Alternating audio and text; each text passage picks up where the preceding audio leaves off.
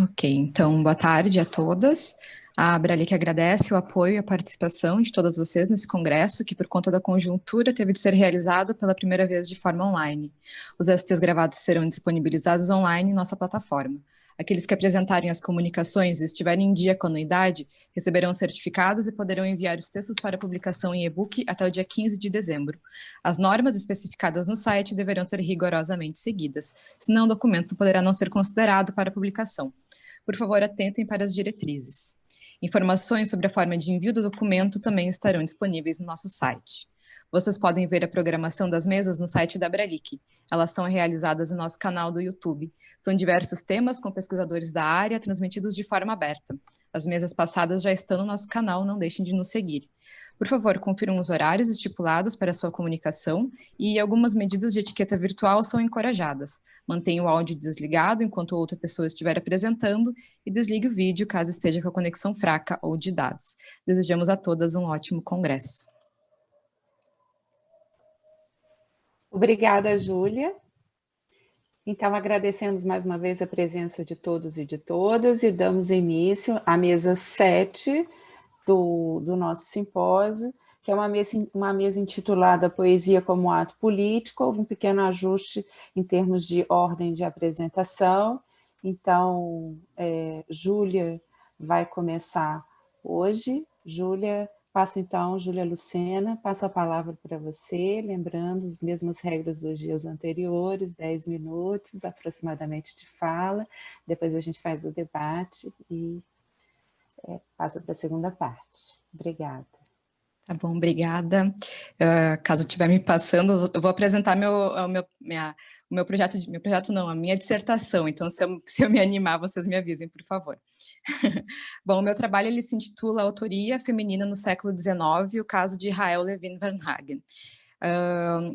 Bom, o nome dessa mesa é Poesia como Ato Político, mas eu acho que vocês podem me permitir substituir a poesia, talvez, pela autoria ou pelo letramento como ato político, porque, de fato, eu acredito que no século XVIII, se formar autodidata, se formar uma mulher letrada era, de fato, um ato político, ainda que ele tivesse restrito à vida privada, né?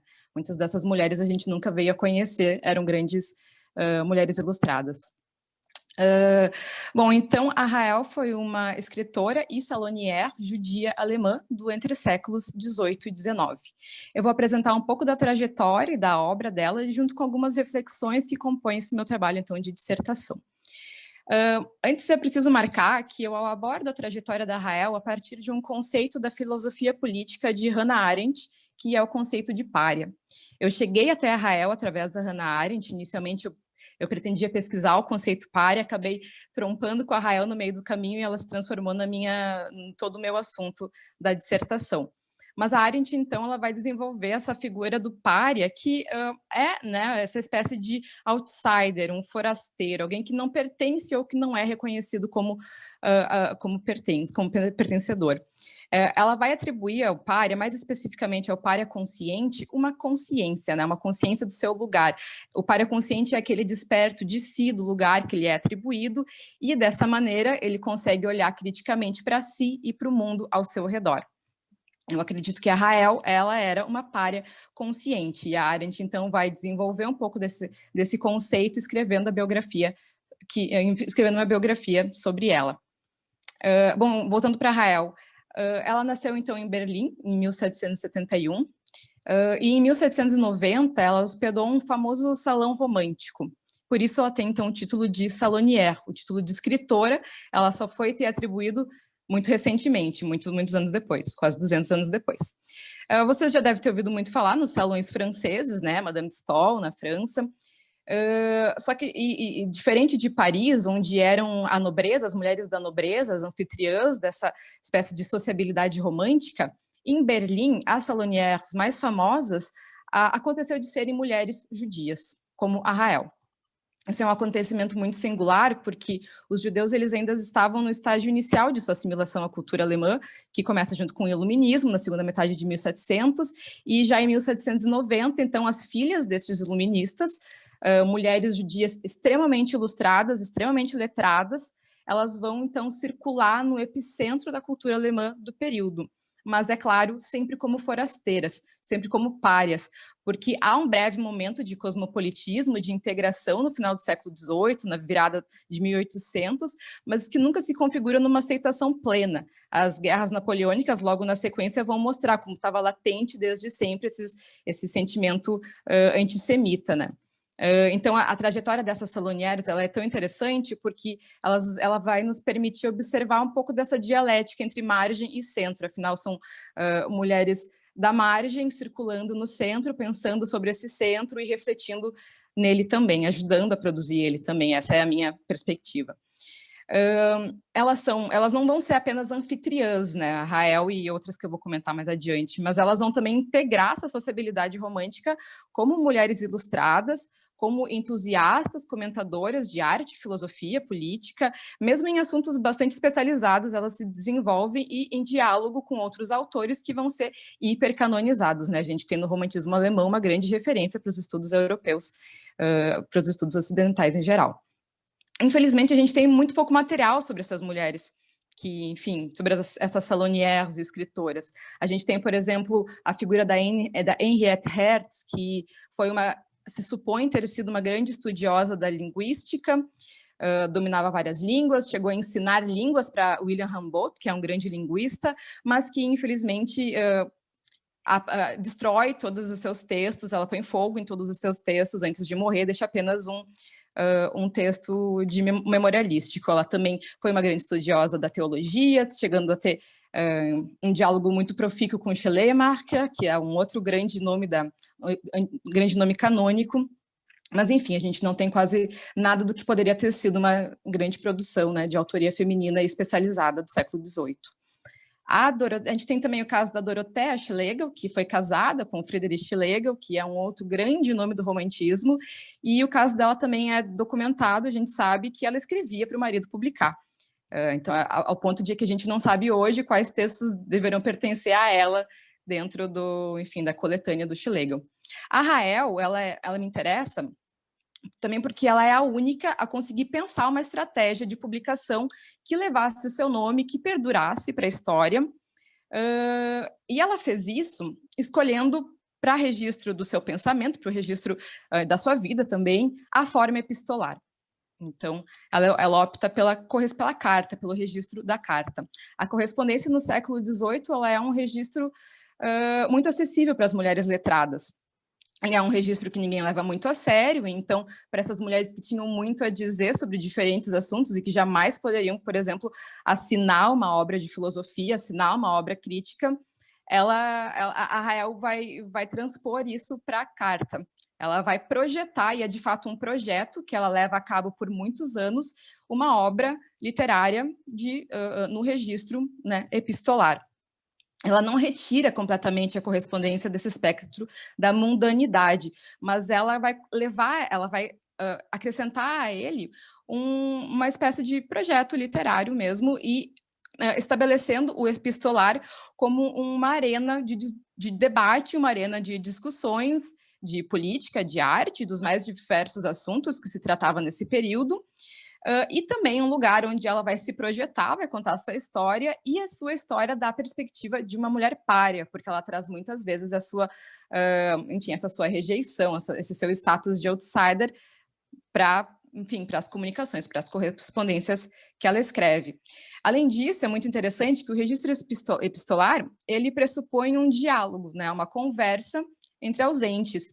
E isso também estava nas reflexões da Rael. Ela realmente tinha um interesse de registrar essa sociabilidade, que é uma sociabilidade mista de homens e mulheres intelectualmente equivalentes, intelectualmente engajados em propostas comuns, em pensar o seu tempo, em pensar produções do seu tempo. Ela era uma grande leitora, ela comenta Hegel, ela comenta Fichte, ela comenta todos os grandes filósofos alemães que vão compor depois, que é o que a gente vai utilizar para estabelecer um registro de modernidade. Enfim, isso é muito interessante ter essa perspectiva dela a esse respeito. E o que também é muito interessante é que ela vai pensar, então, numa obra de autoria compartilhada. Né? Ela registra todas as cartas, não só dela, mas as cartas que ela recebe, as cartas dos amigos, ela compõe coletâneas dela com tal pessoa, dela com o marido, E isso é muito interessante, porque nesse período do início do século XIX, final do século XVIII, início do século XIX, a figura do gênio literário, ela está, né, desse autor supremo, ela está se consolidando na Alemanha. Então, nesse mesmo momento, a gente tem uma mulher, uma intelectual, projetando uma autoria, né, uma ideia de autoria que já subverte essa ideia do gênero. Esse registro histórico e literário, ele tem uma força produtiva gigantesca, porque ele pode nos levar a repensar, então, esse período, que é um período absolutamente canônico, como eu já falei, pelas lentes de uma mulher, de uma etnia perseguida, né, etnia judaica, que traz para o centro a sua condição de marginal, né, trazendo para as reflexões do romantismo essa perspectiva pária. E foi por isso que eu escolhi trazer essa minha pesquisa para esse seminário sobre estratégias do feminino, porque eu descobri a Rael um pouco por acaso, e estudando ela, eu descobri muito sobre essa potência criativa e de resistência mesmo enfim, da intelectualidade feminina, porque é realmente excepcional, assim, o que ela consegue fazer. E é muito interessante pensar, eu gosto de pensar, pelo menos, que sempre existiram mulheres leitoras, sempre existiram mulheres intelectuais, mulheres letradas, em todas as épocas, enfim, que houve letramento, mas, né, cabe a nós tentar descobrir onde elas estão, né, porque elas foram encobertas, eu me senti muito feliz mesmo de poder descobrir um pouco enfim, desse encobrimento que é a opressão, que o cânone, que essas diversas, enfim, dificuldades que a autoria feminina encontra levam a ela à obscuridade. A Rael está sendo agora recuperada depois de muitos, muitos anos e, enfim, fico bastante feliz de poder estar fazendo parte disso. E bom, acho que eu vou parar por aqui para não ultrapassar meu tempo, fui bem breve, depois a gente pode conversar um pouco mais, eu tenho várias reflexões a respeito da Hannah Arendt também, a respeito dessa obra da Rael, mas que eu nem quis entrar, porque senão eu ia acabar passando o meu tempo, então depois eu posso continuar. Obrigada, gente. Obrigada a você. Muito instigante. Obrigada, Júlia. Agora passo a palavra a Tatiana Alves Soares. Uhum. Boa tarde. Boa tarde. Aí eu queria primeiro registrar o prazer imenso que está sendo participar dessas mesas com vocês. É um caminho sem volta quando a gente começa a se debruçar sobre o feminino. O meu mestrado e meu doutorado foram sobre a obra da Agostina Bessa Luiz, né, que foram em literatura portuguesa, na UFRJ, e é um caminho sem volta. Quando a gente começa a analisar essa representação, a gente não consegue mais ler uma obra literária impunemente. Essas questões saltam aos olhos e são cada vez mais instigantes, e é muito bom ver esses ecos e dialogar com todo mundo. Bem, a minha proposta hoje é a de apresentar um pouco o livro Minha Senhora de Si, que é da Maria Teresa Horta, uma das principais poetas portuguesas do século XX, e que vai apresentar nesse livro, particularmente, uma escrita duplamente transgressora, porque ela é uma escritora que surge em plena ditadura salazarista. Então, além de desafiar todos os cânones dessa sociedade patriarcal, ela ainda faz isso numa sociedade patriarcal como a portuguesa e em plena ditadura. E, apesar de a ditadura salazarista ter sido até 1974 só, esse livro dela, especificamente, Minha Senhora de Mim, que foi tirado de circulação, ele consta, inclusive, em sebos até hoje como obra rara, é difícil de ser encontrado. Muitos dos poemas integrantes dessa obra até aparecem em coletâneas ou em obra completa, mas o livro em si não foi reeditado. E, no caso da Maria Teresa Horta, apesar de eu não gostar, de eu ser um pouco resistente a associar biografia e obra, eu normalmente me debruço mais na obra de determinada autora, mas no caso dela, essa prática política, essa atitude de resistência é indissociável da obra, porque, primeiro, que ela tem uma atuação ela é bem participante no movimento feminista de Portugal, e talvez por isso a obra dela tenha incomodado tanto. O Minha Senhora de Mim é de 71, e em 72 ela lança, com a Maria Isabel Barreno e a Maria Velho da Costa, as Novas Cartas Portuguesas, que são consideradas um marco também na literatura de caráter feminista em Portugal.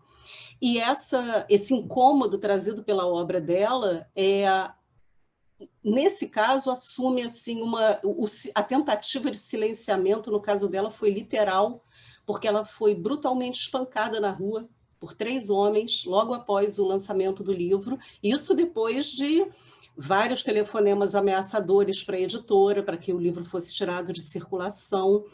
E essa recusa, esse silenciamento, nesse caso dela, numa entrevista, ela relata esse processo, né, diz, eu até fiz uns slides, mas eu prefiro não usar. Ela diz, na mesma altura começaram os telefonemas e as cartas anônimas, com ameaças e grosserias, quer para minha casa, quer para a Capital, jornal onde eu trabalhava. Tudo isto num crescendo que culminou com meu espancamento numa noite em plena rua.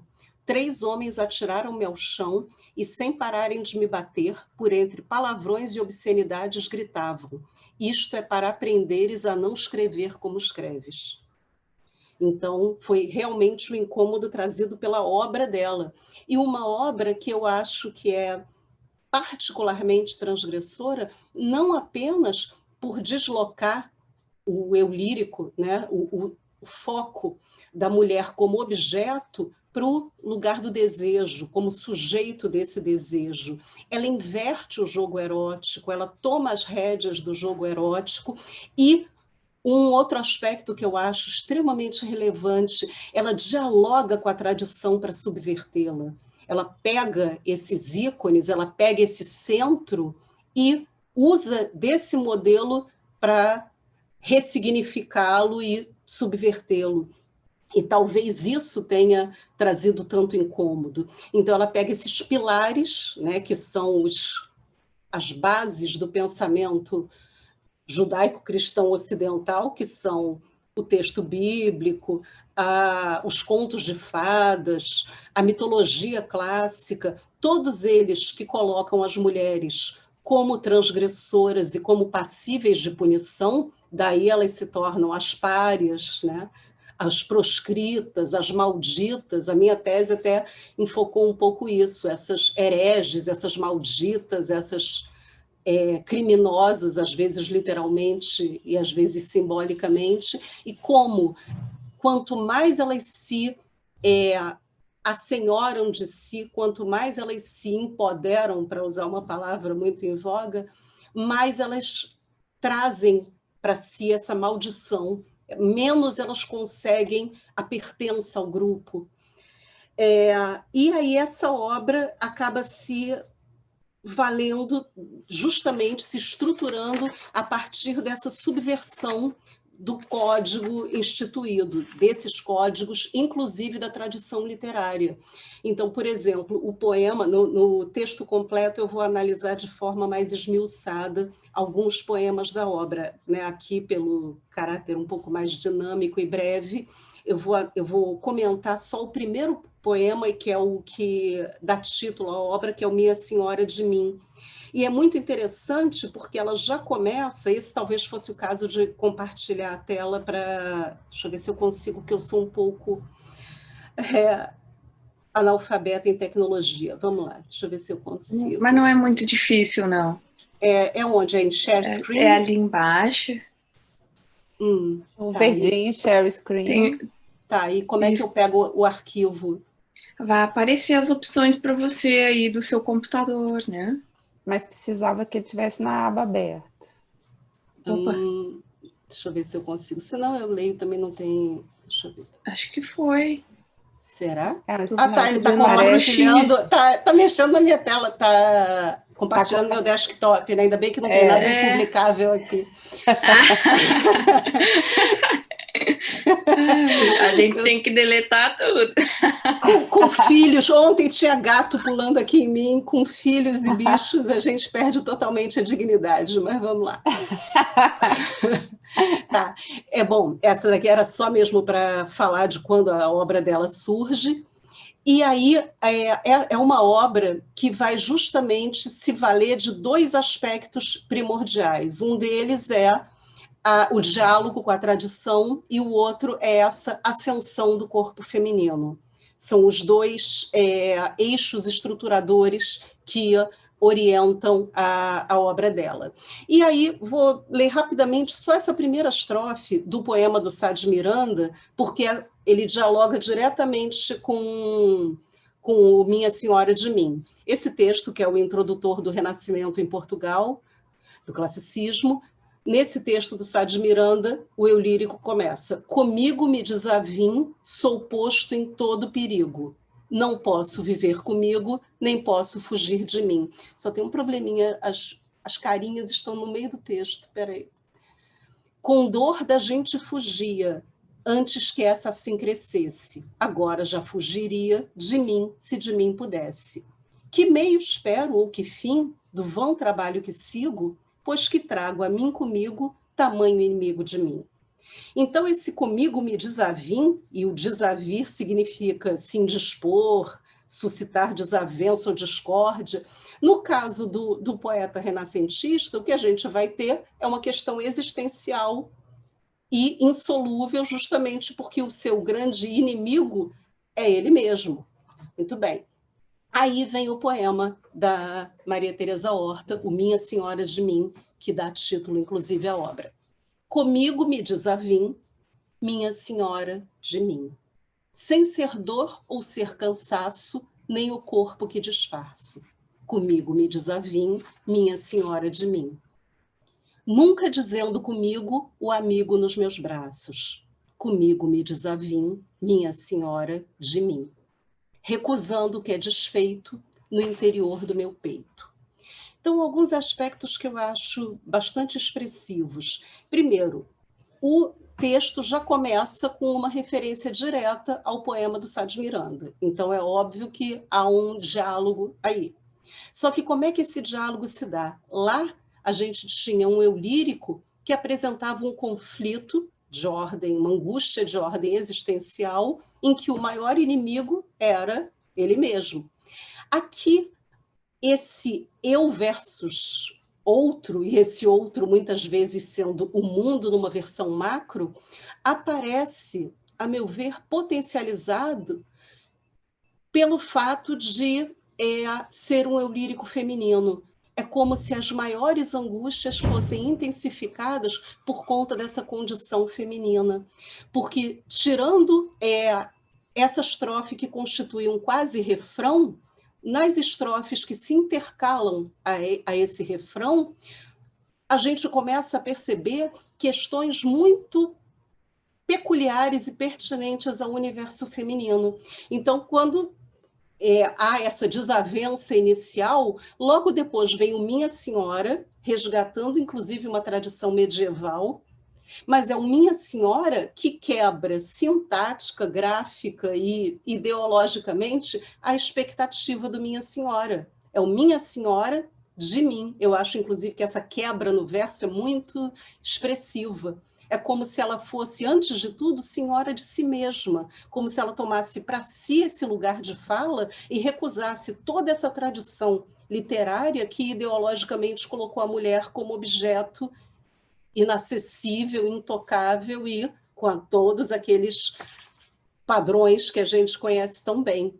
E aí, quais são as causas dessas desavenças? Muito provavelmente essas estrofes que se alternam, sem ser dor ou ser cansaço, nem o corpo que disfarço. Ou seja, essas angústias, essa desavença, nesse processo de auto-assenhoramento, se é que a gente pode dizer assim, de retomada de si, ela vai negar algumas coisas que são atribuídas ao universo feminino. Dores, renúncias, cansaços, castidade, o corpo disfarçado, o corpo escondido. Depois, Novamente, a alusão a essa desavença, novamente, essa marcação de território, de autoempoderamento, e alguma coisa que talvez dialogue com a cantiga de amigo, nunca dizendo comigo, o amigo nos meus braços. Só que, apesar de também colocar o lamento pela ausência do amado, a saudade decorrente dessa não presença, que era o grande mote das cantigas de amigo, e eu acho que a palavra amigo aí está aí de provocação mesmo, esse eu lírico não vai ficar à espera, né, como nos contos de fadas, como na mitologia clássica, não vai ficar, como nas cantigas de amigo, não vai ficar aguardando ad eterno o retorno do amado, do salvador, do amigo. Se tiver que trazer desavenças para se autoafirmar, é isso que esse eu lírico marcadamente feminino, como aliás na obra toda, vai fazer. Se ele tiver que fazer, é isso que vai acontecer. Novamente, comigo me desavim, minha senhora de mim, se ela é senhora de alguém é de si, recusando o que é desfeito no interior do meu peito. Eu acho esse final do poema também extremamente expressivo, uma vez que há uma recusa a toda a passividade, a todas as amarras, a tudo que a partir do momento em que isso não corresponde mais às verdades, às convicções, aos sentimentos desse eu, ela vai brigar, se for o caso, para se assenhorar de si e assim conseguir, enfim, defender a sua verdade. Né? É só mesmo para apresentar um pouquinho o Minha Senhora de Mim, no texto completo vai haver outros, e obrigada.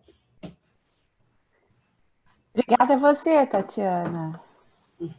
Palminhas. Obrigada. Então, passo a palavra agora para Regina Faria.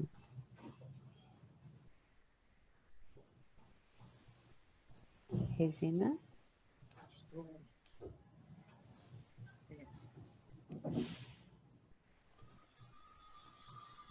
Olá, boa tarde a todas e a todos, se tiver alguém aí, o masculino, né?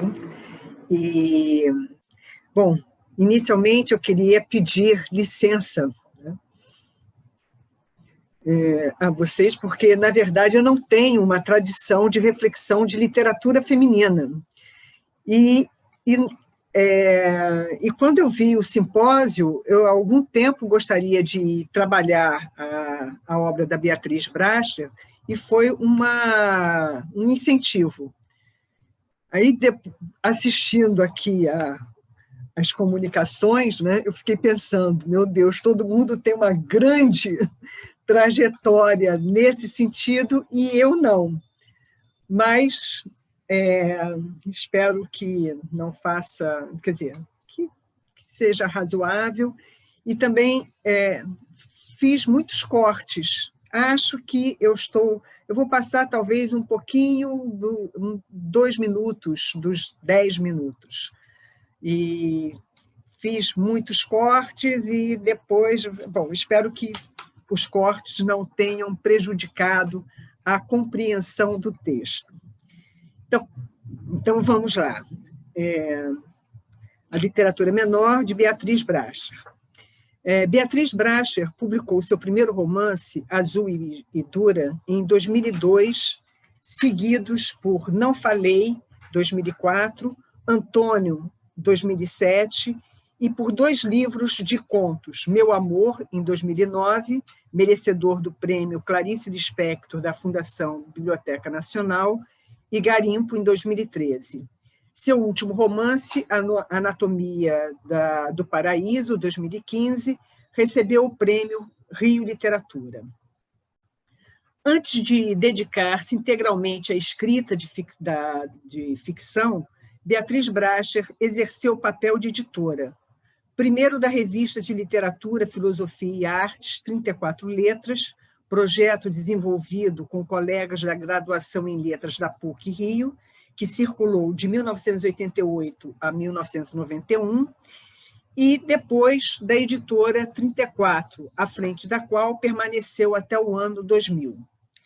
Com exceção de Azul e Dura, cuja primeira edição saiu pela Sete Letras, sua obra tem sido publicada pela editora 34.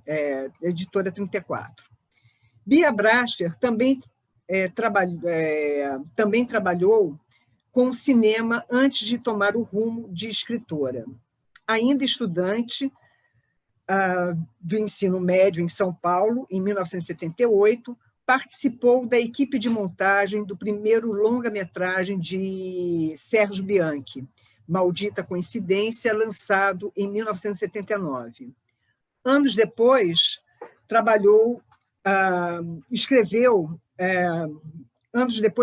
ela escreveu para Sérgio, foi convidada por Sérgio Bianchi para escrever um roteiro que acabou se transformando no argumento do filme Cronicamente Inviável, que foi lançado em 2000. Ela foi convidada em 1994 para trabalhar escrever esse roteiro, mas que, na verdade, esse roteiro se transformou apenas no argumento do filme, né? Em paralelo à publicação de seus primeiros romances e do primeiro livro de contos, entre 2005 e 2008, voltou ao cinema e escreveu o roteiro de Os Inquilinos, outro filme de Sérgio Bianchi, e, em 2010, o roteiro de Abismo Prateado, de Karim Ainu. Como será visto, essas outras experiências extraliterárias se fazem presentes em sua escrita ficcional. Por uma questão de tempo, nessa exposição me limitarei a trabalhar apenas alguns de seus contos. Podemos dizer que a experimentação atravessa os exercícios narrativos da escritora paulista, se materializa tanto nos planos da forma, da narração e da linguagem. Carlito Carvalhosa, artista plástico que, junto com Bia Bracher, no dia 18 de março de 2016, prestou depoimento na série Cultura Brasileira Hoje, Diálogos, organizada pelas pesquisadoras Flora Susequinde e Tânia Dias, ambas do setor de filologia do Centro de Pesquisa da Fundação Casa de Rui Barbosa, pelo menos naquela época. Flora saiu recentemente, né, se aposentou. Então, Carlito Carvalhosa caracterizou a poética de Bracher como, abro aspas, uma ficção que vem da experiência do eu, sem ser autobiográfica. É uma ficção que vem da experiência do eu e de como esse eu se articula dentro do mundo em que vive. Fecho aspas. Essa articulação inusitada se manifesta numa narrativa constituída por várias vozes que, além de desnortearem o leitor, levam à produção de uma prosa, aspas, absolutamente sem autoridade, conforme palavras de Flora Susequinde, formalizada num texto de extensão imprecisa que, abro aspas de novo, não é a do conto, nem a do romance, que é a de uma quase novela, fecho aspas. Ainda de acordo com Flora Susequinde, essa imprecisão pode apontar para a discussão de um conjunto de normatividades genéricas que, por vezes, pré-moldam a escrita, tolhendo seu potencial de invenção. Por outro lado, os experimentos com as extensões narrativas realizadas pela escritora não significam abandono do domínio dos gêneros tradicionais, mas que as formas não lhe são dadas previamente. Assim, embora de certa maneira defenda que, mesmo não sendo nítidas as fronteiras, cada gênero tem sua especificidade, Bracher, ao comentar as observações de Flora Susequinde, diz em seu depoimento, abro aspas, de fato, quando escrevo, é que aquilo vai tomando forma, Fecho aspas. No plano da linguagem, aquela pluralidade multifacetada de focos narrativos surge no texto não apenas por meio do encaixe discursivo de diferentes personagens, mas também pelo incessante deslizamento de outras pessoas verbais com quem dialoga a voz de uma narradora. Às vezes tem a figura do narrador, mas é raro. Predominantemente é a figura da narradora que nós temos na obra de Beatriz Brasher. Esse procedimento, segundo Flora Susekind, chegando, aspas, a desorientar a recepção e a detecção de quem fala a cada novo segmento anexado à narrativa, fecho aspas, rasura, obscurece, entra em atrito com a chamada, sei lá, identificada realidade externa. No conto Ficamos por Aqui para Dizer a Verdade, de Meu Amor, uma voz em terceira pessoa registra a relação entre ele e ela, pronomes que se repetem ao longo do texto até o dia da festa de aniversário de 50 anos dela.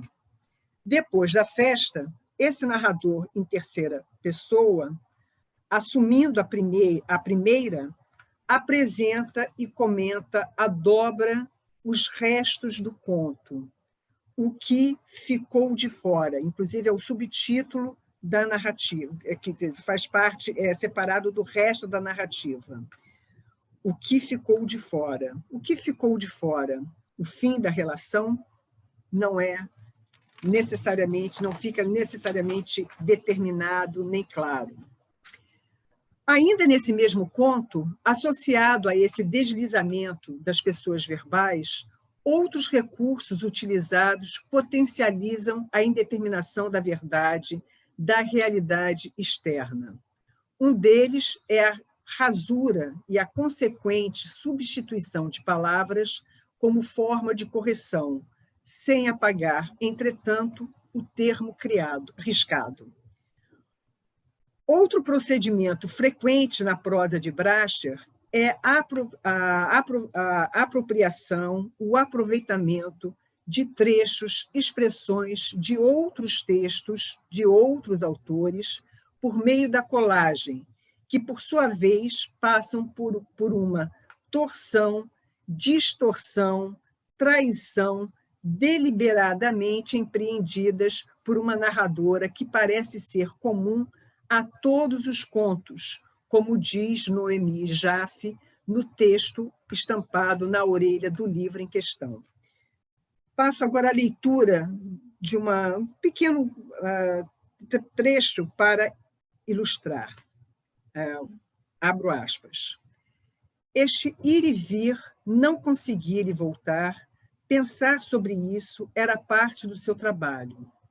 Revisar as lembranças alheias, cheirá-las e descobrir lá trechos da vida dele, já ditos e vividos.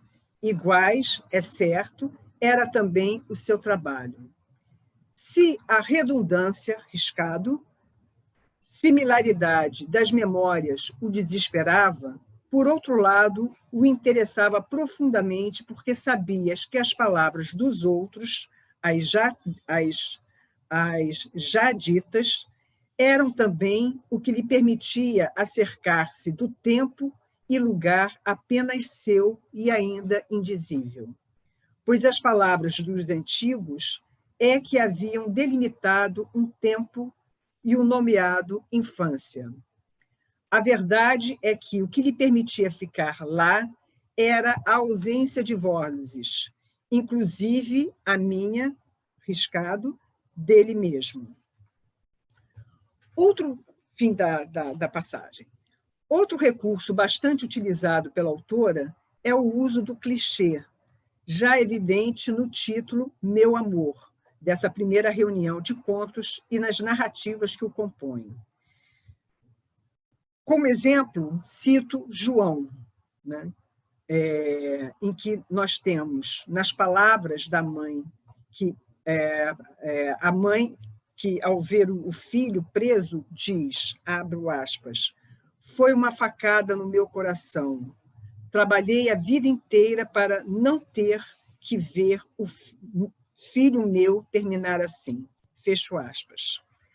Apesar de serem repetições ouvidas inúmeras vezes, como salienta o próprio João, narrador-personagem nesse conto, as frases colocadas na boca da mãe, em primeira pessoa, no momento em que são ditas, expressam a intensidade de seu sofrimento e de sua a tristeza. Aliás, intensidade percebida pelo filho, que, por sua vez, para fugir de uma possível sentimentalidade, rasura as palavras da mãe com outro clichê, abre aspas, tenho uma vontade sem fim de morar em outro país, de me chamar Wellington e não João. Fecho aspas. A narradora de Garimpo, conto que dá o título ao livro publicado em 2013, nota a rentabilidade do clichê e, durante a viagem que faz para visitar o irmão, anota que deveria um dia escrever mais longamente acerca dos clichês, pois havia percebido como, muitas vezes, abro aspas, são originais no momento em que são ditos, fecho aspas. Essa originalidade decorre dos processos de desterritorialização e reterritorialização da linguagem, que, por sua vez, conferem novas tonalidades de sentido. A técnica usada por Beatriz Bracher para operacionalizar tal processo vem, muito provavelmente, da montagem cinematográfica, tal como foi pensada por Eisenstein. De acordo com o cineasta russo, a montagem resulta de uma ideia que nasce da colisão de planos independentes, planos até opostos um ao outro, fecho aspas. É da superposição ou da colisão desses planos independentes ou opostos que surge, portanto, uma dimensão nova mais elevada. Nesse sentido, observo que esses procedimentos articulados pela técnica da montagem cinematográfica interferem internamente na narrativa de forma a construir um enredo de cunho reflexivo em palavras mais expressivas, cujo teor ficcional não pareça um mero prolongamento de situações cotidianas, como, aliás, já assinalaram Flora Susequinde, Beatriz Rezende, Vera Lins, Vilma Areias, Luiz Costa Lima e Alcir Pécora. Obrigada.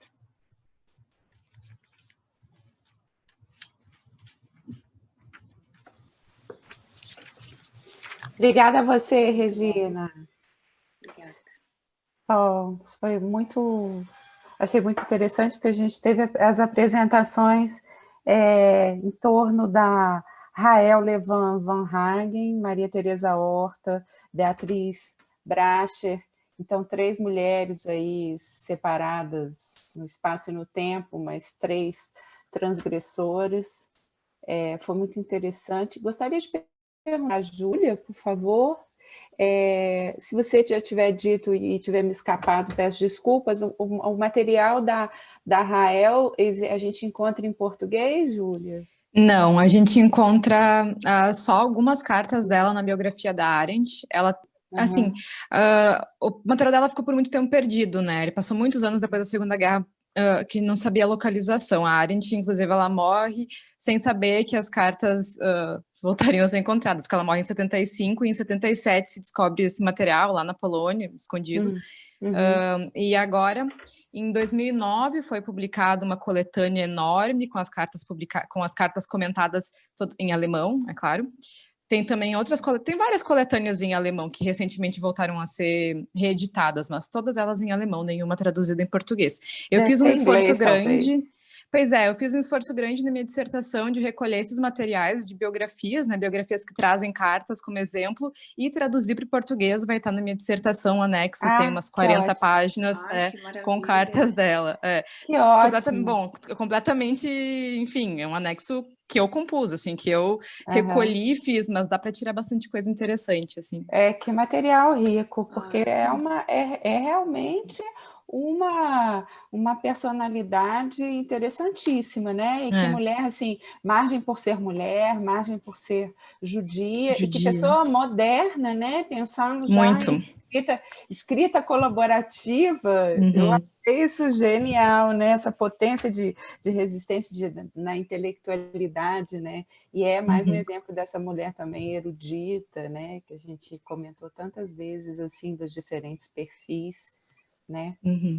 Acho que acabou respondendo a pergunta da Anélia. A Anélia fez a pergunta aqui pelo YouTube, e ela perguntou isso, se há publicações atuais das cartas de Israel, mas já está, né, respondido, que a Anélia diz que só conhece o livro da Arendt, que diz, se não me engano, que o material foi recolhido pelo marido.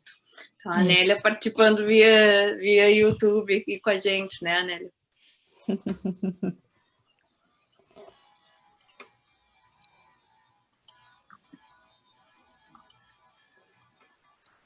Ok, então a gente abre o espaço, se alguém quiser fazer alguma pergunta, algum comentário.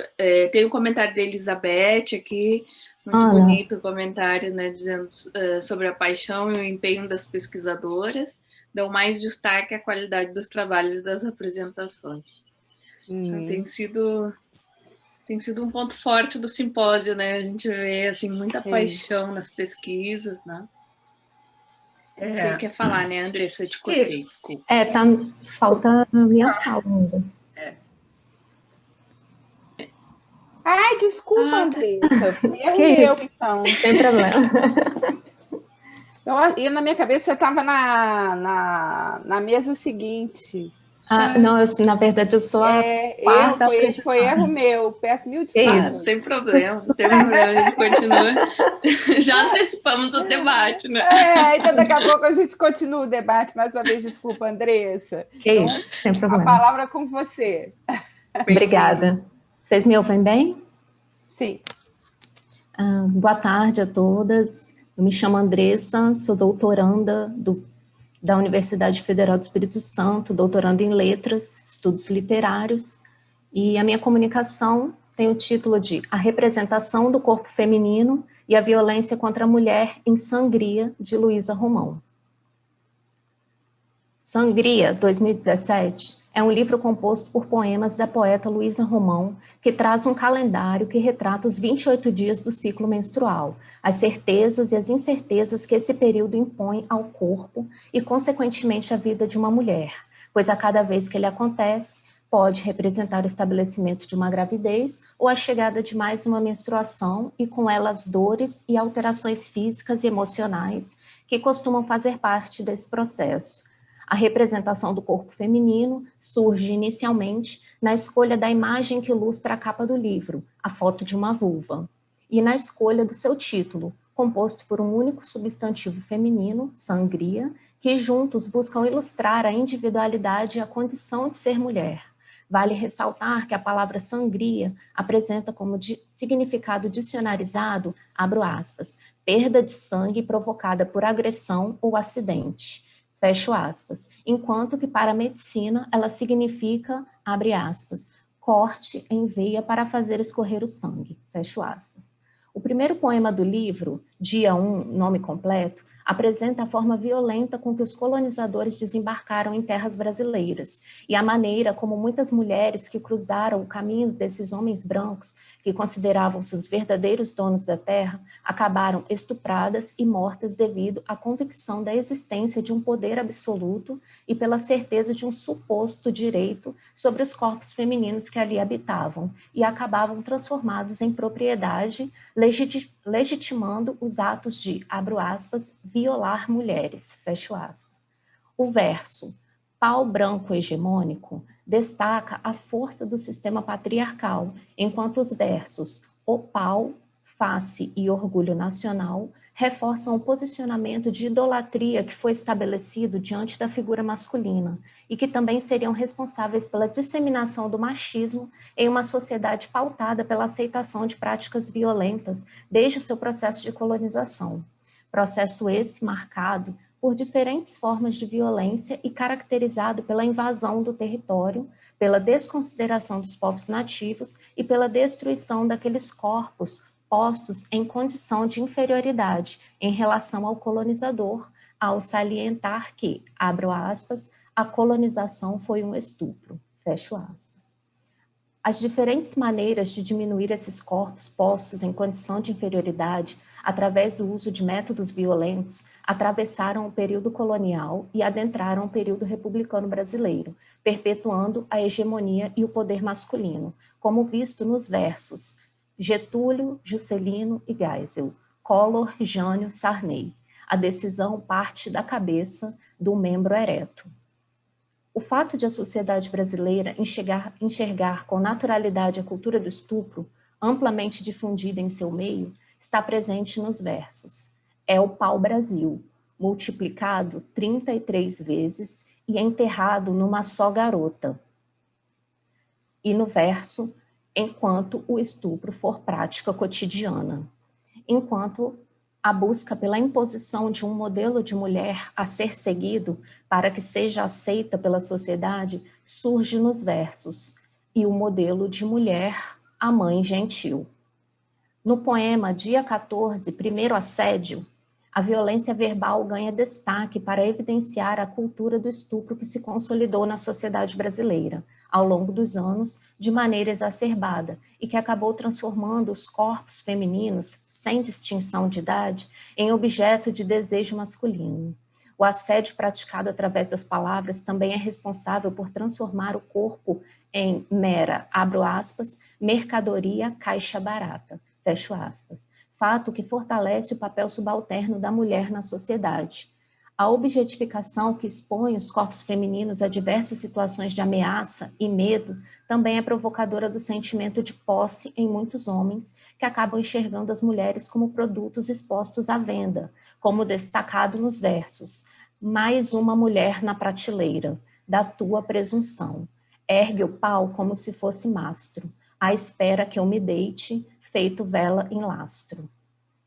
Diante dessa presumida disposição do corpo feminino para atender aos desejos e vontades masculinos, muitos homens sentem-se confortáveis com a prática do assédio, enquanto as mulheres precisam conviver com essa violência diária, como visto nos versos.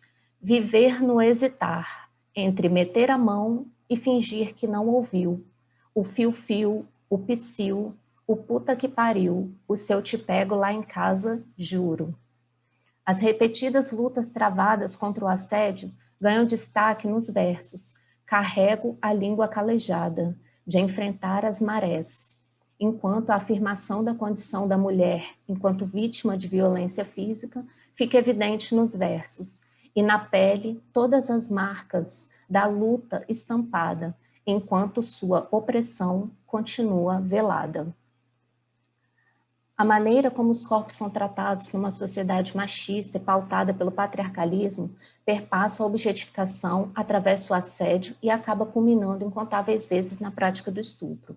Os atos violentos impostos aos corpos femininos acabam personificando e reafirmando a sua condição de inferioridade diante da figura masculina, que faz uso do seu corpo como ferramenta para oprimir e estabelecer o controle sobre o outro.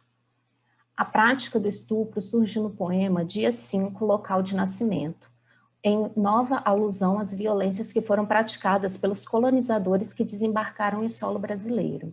A afirmação de que, abro aspas, uma mulher não é um território, fecho aspas, busca estabelecer que esse corpo não representa uma propriedade, sem deixar de lembrar que mesmo assim lhe plantam bandeiras e desrespeitam seu corpo e os seus direitos, com o estabelecimento de rótulos que buscam manter a mulher como um sujeito inferior, que encontra-se forçada à sombra pelo sistema.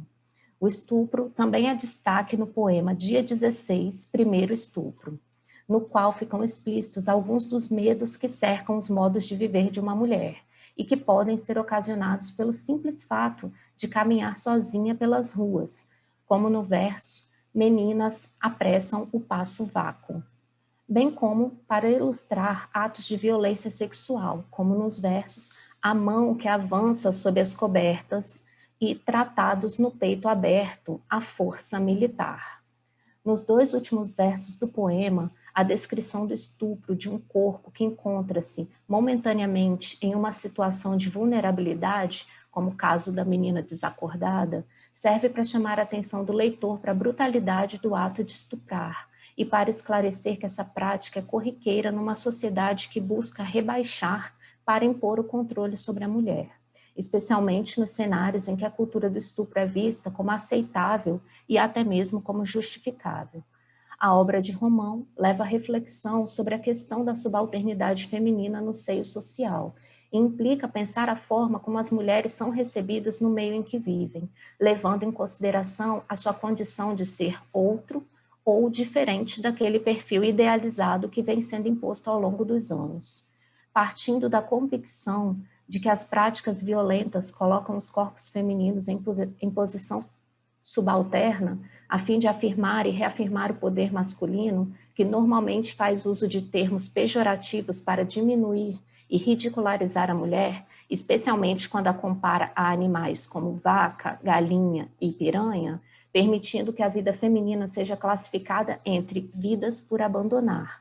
Dessa forma, Gabriel Jorge destaca que, abro aspas, a cultura inscreveu a vida animal e a ambivalência entre humano e animal como via para pensar os modos como nossas sociedades traçam distinções entre vidas por proteger e vidas por abandonar. Fecho aspas. Dessa forma, pode-se afirmar a importância da obra da poética de Luísa Romão para o enriquecimento dos estudos sobre as mulheres, a representação do corpo feminino e a violência contra as mulheres na literatura brasileira, através do olhar da mulher, escritora e poeta inserida em um contexto social pautado pelo patriarcalismo e pelo machismo, buscando provocar em seu leitor uma inquietação acerca do tratamento destinado pela sociedade brasileira aos corpos femininos a partir de sua condição de alteridade. Obrigada.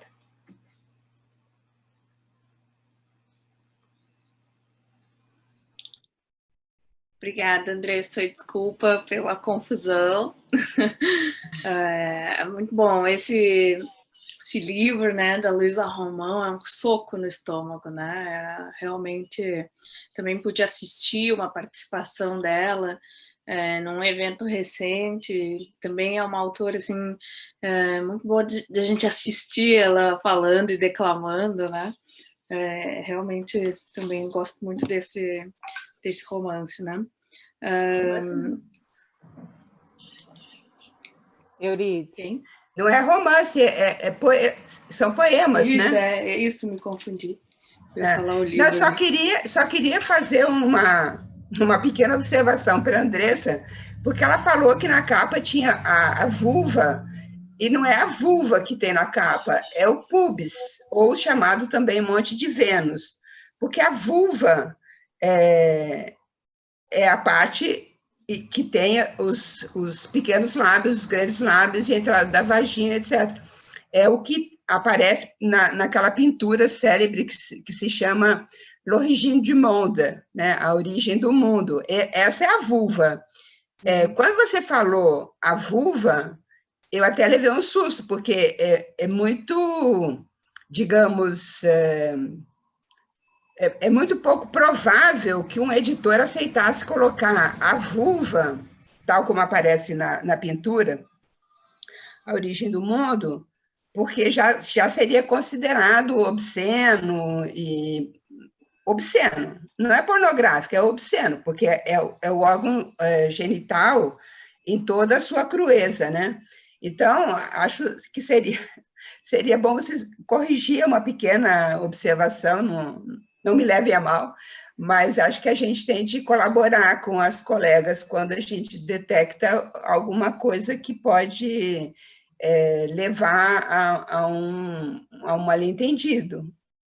Então, É isso, mas é super interessante o que você falou, assim, só mesmo um detalhe sobre o corpo feminino. Uhum. A gente tem mais uma pergunta para a Júlia aqui da Anélia, na verdade é um complemento, tá, Júlia, daquela primeira primeira pergunta que a Anélia colocou aqui no chat. Ela pergunta, será que é possível pensar que o marido fez uma espécie de limpeza na seleção das cartas de Rael? Sempre achei estranho que ela tenha se apresentado não só como pária, mas também como feia. O que você acha? Sim, com certeza. A Arendt, inclusive, reclama bastante disso, do trato que o marido deu. Acho que ele faz, sim, uma limpeza étnica, inclusive, tentando excluir algumas amizades judeus que estariam ali dentro dessa coletânea, enfim, desse grande arcabouço de cartas, e ele também se esforça um pouco para apagar alguns registros, não apagar, mas, enfim, não publicizar uns registros dela com a Pauline Wiesel, que foi uma atriz. Ela não era judia, mas era uma atriz, que era uma categoria semelhante, né, muito marginalizada também, e essa era uma das correspondências que mais interessavam a Arendt, assim, o que me leva a acreditar que ela tinha também o interesse na questão feminina mesmo, né, dessas duas mulheres escritoras desse... Não, a Pauline não era bem escritora, mas, enfim, trocou correspondências e também era bastante instruída. E essa questão dela se apresentar como feia, eu tratei um pouquinho, brevemente, na minha dissertação, porque, para mim, isso não tem a ver com uma acepção estética mesmo, mas com o fato dela ser uma mulher de traços orientais, de traços judeus. E, né, tu tem ali, por exemplo, eu comentei a Henriette Hertz, que tinha traços judeus, mas eram traços helênicos, que, enfim, como tinha toda uma orientalização no pensamento, isso era muito valorizado. Já a Rael, não, o que ela reclama, o que ela chama de feio, porque ela sofre também, ela passa por um alto, enfim, julgamento, são dos traços judeus dela, que ela está sempre tentando lidar, de aceitar, enfim, tentar trabalhar. Mas sim. Posso fazer uma pergunta? Queria fazer uma pergunta para a Tatiana, né? Não, queria saber se tem registro do espancamento, né? E se tem algum registro, ou seja, tipo assim, notícia de jornal, né? E se a Maria Teresa Horta fez algum escrito, alguma denúncia, algum comentário sobre isso. Eu desconheço esse registro que se tem, inclusive, dos detalhes do espancamento, aparece em entrevistas dela. Agora, se houve algum processo mais formal, alguma queixa, né, algum boletim de ocorrência, realmente não sei.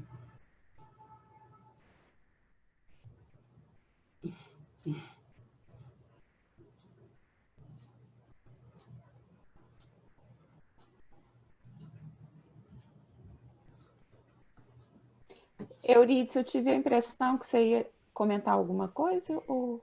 Era uma pequena observação, porque a Júlia falou da Rael se sentir feia, né? Falar da feiura dela, né? E a francesa, a escritora francesa Violette Leduc, ela fala bastante da feiura dela. É assim um complexo assim de ser feia. E quando você vê as fotos, eu imagino que você também tenha visto fotos da Rael, né? Elas não são feias, elas não correspondem a um certo ideal da época e né, do meio em que viviam. A Violette Leduc, por exemplo, tinha um nariz grande. A feiura dela meio que está toda presente, né, no nariz grande dela. Então, é bem curioso como essa autoavaliação assim, negativa, né, das mulheres, assim, essa exigência. Sem falar que hoje as mulheres vão logo para um cirurgião e tacam a faca, né? E no caso da Rael, assim, essa feiura dela tinha a ver também um pouco, claro, tem toda essa enfim, essa não aceitação, né, um pouco que é inadequação, mas também é o fato de que ela precisava de um marido naquela circunstância. Ela não teria como ser uma mulher, uma autora e uma mulher judia, e ela não tinha do que viver, ela precisava de um marido. E ela, enfim, não conseguia encontrar. Ela vai se casar só com 40 e poucos anos, porque também ela é um pouco exigente, mas eu acho que tem um pouco a ver com isso, assim, com ser uma mulher bonita, te garante alguns lugares. E ela sentia que ela não tinha esses lugares, então é curioso. É interessante, a Eurídice falou, né, que hoje em dia a mulher já vai direto para a faca, né, vai para a cirurgia plástica.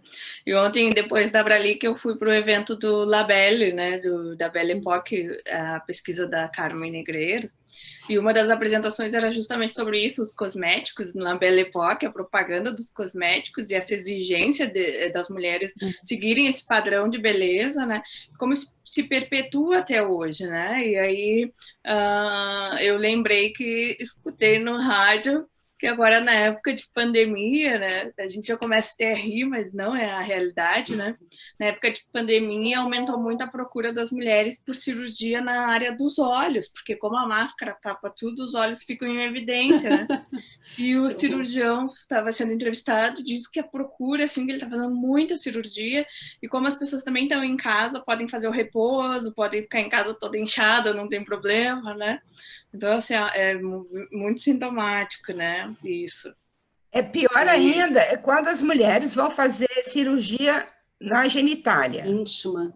Isso eu acho, assim, a coisa mais brutal e mais covarde, porque ela faz isso para o homem. Ela acha que a genitália dela não está bonita o suficiente para agradar ao homem. Eu acho uma extrema violência. A Anélia está agradecendo aqui, Júlia, dizendo muito legal, obrigada, acho essa mulher incrível.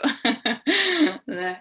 E a gente queria também dar um pouquinho a palavra para a Regina, se a Regina quiser falar um pouquinho mais sobre esse conceito de literatura menor, que ela fala da literatura menor da Brasher, porque a apresentação é tão rápida, 10 minutos, né? As pessoas não conseguem falar tudo que tem, de repente aproveitar esse tempinho para falar um pouquinho mais, mas não sei se Regina tá aí. Regina, quer falar um pouquinho?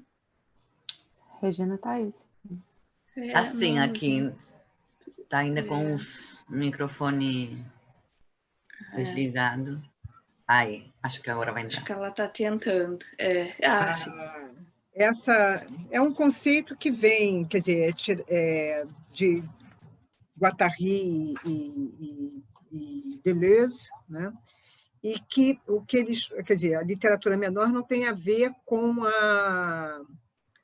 uma literatura produzida numa língua menor, mas o reagenciamento que o escritor faz dentro dessa língua, né? E esse reagenciamento passa por esse processo, né, de desterritorialização e reterritorialização da linguagem. E que, na Beatriz Brasher, esse processo, eu acho que está muito ligado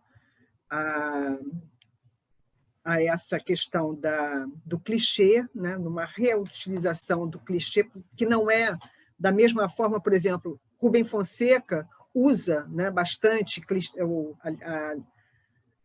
a produção dele, né, na década de 60, tinha essa força do clichê, que vai ser associado a uma questão do hiperrealismo. Na Beatriz Brasher não é isso, né? Muito pelo contrário, é um enredo reflexivo, né? Não é que não tem ação, mas o que está, a força não está na ação, mas sim na possibilidade de reflexão. Então, e aqui eu deixei meio de lado Deleuze e Guattari por uma questão de espaço, e acho que essa experiência dela com o cinema possibilitou, quer dizer, aguçou essa questão do processo de montagem, né, que é essa associação de planos diversos. E isso dá para ver, inclusive, na própria, assim, vários, né, o Anatomia do Paraíso. Ela junta duas coisas muito distantes, né? Tanto o livro do Robert Burton, que agora não é História da Melancolia. É Paradise Lost, do John Milton. E o Paraíso, do John Perdido. Sim, mas ela junta, são dois, a Anatomia, que vem do Robert Burton, eu esqueci, agora está me esquecendo o título, me escapou, e o Milton e o Paraíso Perdido de Milton. Ela junta as duas coisas, né? E no próprio, por exemplo, a Anatomia do Paraíso é interessante, quer dizer, nós temos uma reflexão de um estudante de letras, né?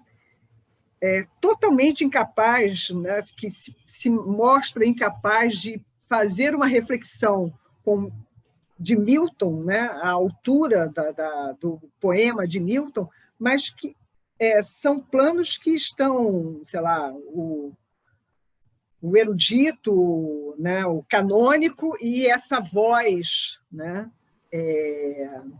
Sem autoridade, lendo esse poema.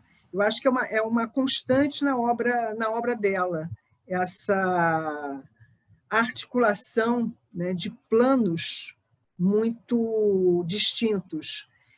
E eu tenho, quer dizer, isso ainda não, quer dizer, também estou articulando, eu acho que isso também tem a ver com o que o Costa Lima chama de tradição auditiva, né, que é juntar, promover uma quebra na argumentação, né? No raciocínio argumentativo, né? Em vez de seguir A mais B e logo C, A, logo A, B, Y. Né? Uma quebra, rompe a linearidade do pensamento, do raciocínio lógico, né? Científico, ocidental e masculino. Né?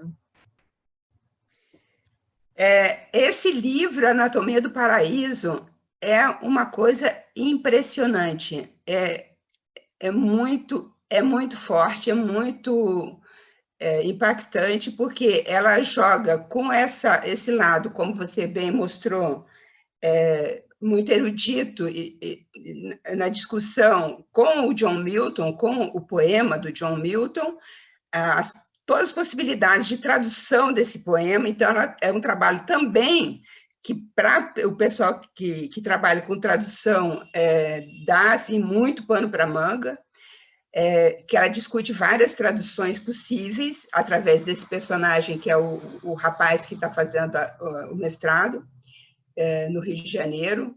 Verdade, através da moça, da Jojo, não é o rapaz, quem dá as sugestões são a moça. Sim, mas Jojo, quem está fazendo o trabalho sim, o rapaz. Ele, mas ele não acompanha. Né? Então, tem essa discussão sobre a tradução, tem uma discussão em paralelo, são os vários níveis, sobre o Gênesis, porque o John Milton, no Paraíso Perdido, está reescrevendo o Gênesis, então é uma discussão sobre essa função da mulher como Eva, como a mulher ligada ao demônio, ligada ao mal, mal com M maiúsculo, né? Então, realmente tem vários níveis, e aí quando você chega no nível do presente do Rio de Janeiro, através desse personagem, desse rapaz que está fazendo mestrado, sobre o John Milton, você vai ter uma realidade muito crua e muito violenta. É a cena que eu achei, todos os livros que eu li para o meu livro sobre estupro, é a cena que mais me chocou desse livro, dessa Anatomia do Paraíso, porque é uma menina de rua, quer dizer, chamada em situação de rua, né? Não pode falar mais. É uma criança, né? É uma criança que está perambulando por Copacabana e que é abusada sexualmente por adultos. E essa cena é muito violenta. E numa apresentação que eu vi da Beatriz Bracher, num ciclo que houve de mulheres... Ana foi comigo assistir a uma delas, Ana? A gente foi ver lá a uma dessas apresentações.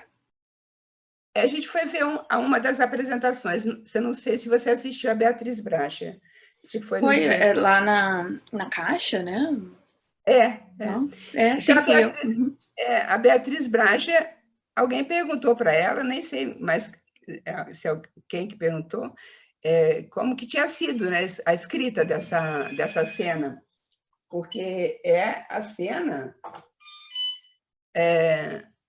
eu imagino, mais difícil para uma escritora como ela escrever, porque é realmente de uma violência, é realmente uma cena angustiante. Eu digo isso no meu livro, é a cena assim, que mais me impactou, que mais me chocou, de todas as cenas de estupro que eu li para o livro, foi essa. Agora, Beatriz Bracher, eu acho uma grande romancista. Não conheço, não li os contos dela, não li esse texto que você analisou, mas outros romances, o Não Falei, por exemplo, que eu analisei no livro da ditadura, que se passa, né, durante a ditadura. Tem um outro que chama Antônio. Enfim, eu acho a Beatriz Bracher realmente um dos grandes nomes do romance brasileiro contemporâneo. E essa articulação dela sempre deixa brechas, né? Quer dizer, tem sempre... É uma escrita com vazios, com brechas, com uma indeterminação, né? Que às vezes Pécora vê isso às vezes como um certo problema, mas eu acho que tem um outro, quer dizer, alguma coisa dela, nem tudo mas eu acho que ela é um nome que está aí. Bom. Gente, vamos parar um pouquinho para fazer um recesso, um recreio. 10 minutos? 10 minutos, que a gente volta às 15h30, né? Pode ser? Então 7 minutos. Daqui a 3h30 a gente volta, então. Beleza. Combinado. Abraço. Não saiam da sala, tá? Até já.